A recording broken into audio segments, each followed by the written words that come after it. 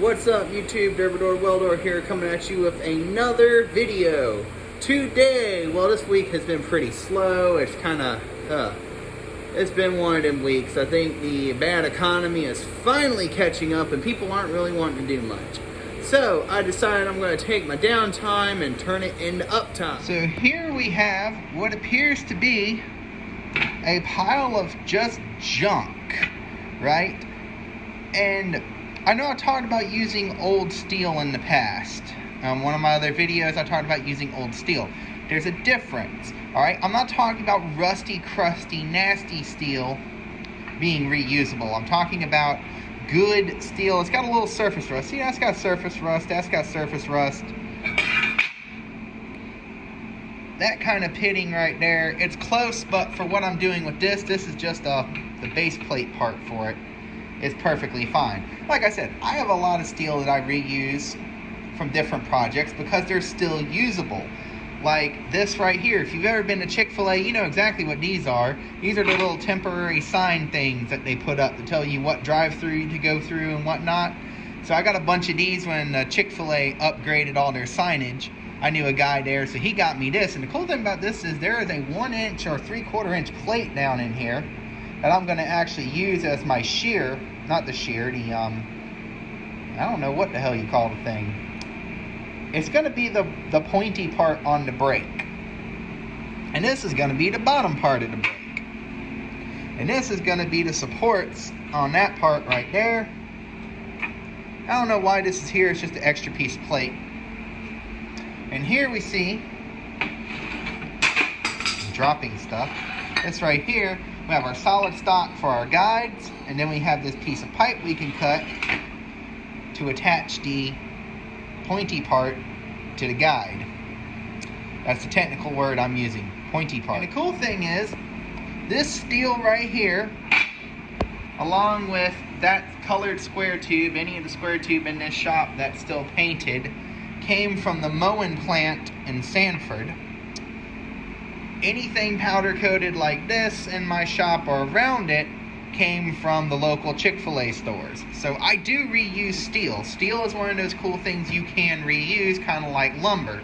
But you got to be careful with it, just like with lumber that you reuse, because it might not still be entirely structurally sound. But I know pretty much the rough age of this stuff, and it's all, you know, nothing a wire wheel can't take care of.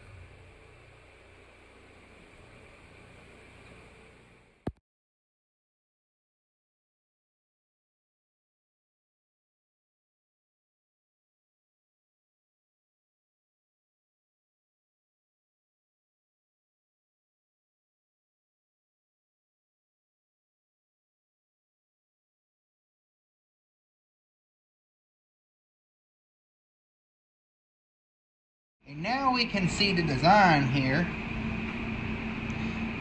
See, this plate will be welded to this piece of pipe that slides up and down on this round stock right here. The piece of angle, which is our die, or whatever you want to call it, is down in there, and it is supported by these two pieces of 2-inch flat. And then these are welded to the C-channel.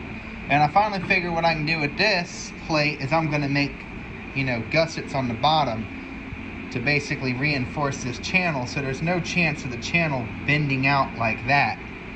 But yeah, this is the dry fit here. Now it's just set it up, tack it up, and go.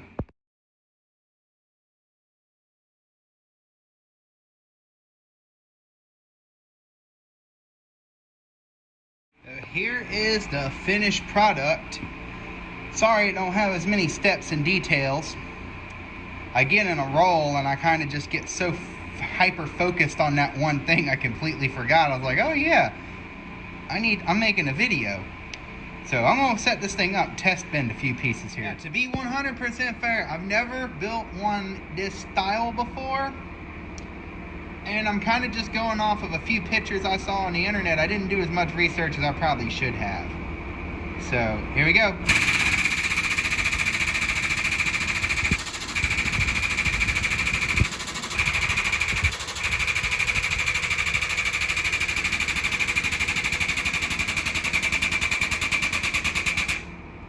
Wow, I should have put that thing more towards the middle.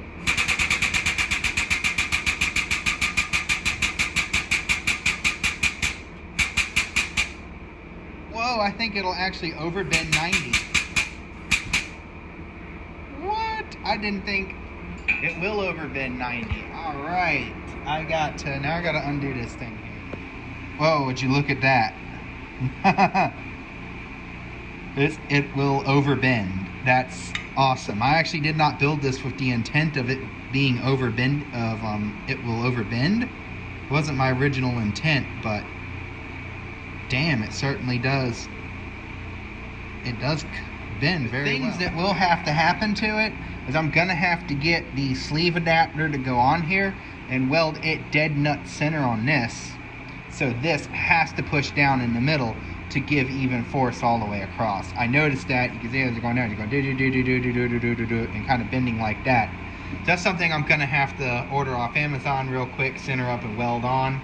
But yeah, it works. Made out of scrap steel. This might not be much of a tutorial, but it can be done with what you have. Looking at this, I did one more bend, sent it down. It's almost, I think with a little bit of practice and a bit of tweaking, I can get this thing to be dang near perfect. So YouTube, like our fathers before us, if I don't have the tool, I make it. And this right here shows you can make a press brake out of some relatively simple parts sitting around the shop. But yeah, guys, there's nothing to it. If you want to build one of these and you have some basic parts, this is the concept right here. Get out there, get in your scrap pile, find some stuff, make some stuff. Make uptime out of your downtime. This right here, the kit from Swag Off-Road, would be $200. I didn't have any work today, so I made this. I basically made $200 today on a day I would have made nothing. Alright? Don't sit there on that Xbox eating Doritos and drinking Mountain Dew. Get your butt out in the shop and do something. Alright? Thank you guys for watching. If you liked this video, please be sure to like and subscribe, and you all have a fantastic day.